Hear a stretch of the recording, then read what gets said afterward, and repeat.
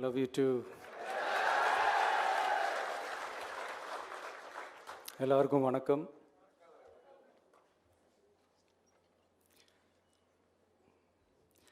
இதுக்கு முன்னாடி நம்ம தமிழக அரசியலில் நடந்த 2 மிகப்பெரிய தேர்தல்கள், நான் சொல்கிறது 1967 and 1977, அது மாதிரி 2026 அமைய போகுது.